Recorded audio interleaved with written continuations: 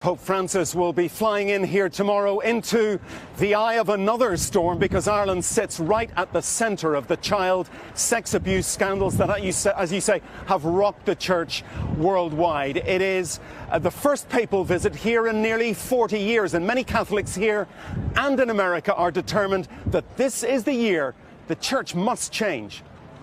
His smiling face is everywhere. Ireland is preparing to welcome Pope Francis with flags and fervour. But not everyone, because this is a country traumatised by scandals of child sexual abuse by priests, covered up by the Catholic Church. There was the earthquake that completely shattered the foundation of the Catholic Church. This week, the Pope asked Catholics everywhere to pray for his visit. Pregate anche per me.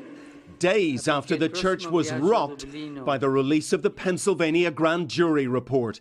It detailed the abuse over decades of hundreds of children by priests. Above all, this is a wake-up call for everyone about the importance of the issue of sex abuse. The Pope, in a letter this week, called the abuse a crime.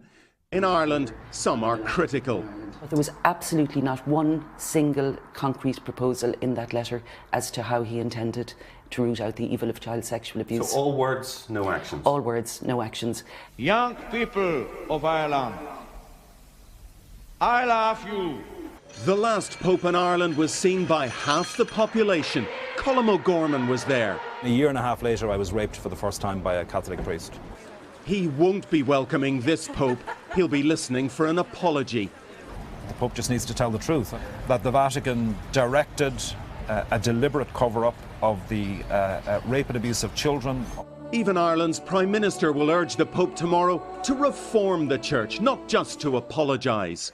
Because words are not enough. Apologies sometimes are not enough.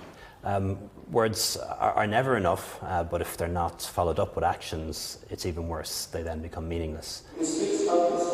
Ireland was once one of the most Catholic countries on earth. Not anymore. This weekend, Pope Francis will again confront the Church's dark past in one small part of a Catholic world in crisis. And the church in the US now faces more scrutiny. Missouri's Attorney General announced its own investigation yesterday. Illinois may follow suit. Here, yes, hundreds of thousands of people will turn out to see the Pope, but it's a visit under very dark clouds indeed. Craig? Bill Neely for us in Dublin. Bill, thank you. Hello, Today fans. Thanks for checking out our YouTube channel. Subscribe by clicking that button down there and click on any of the videos over here to watch the latest interviews, show highlights, and digital exclusives.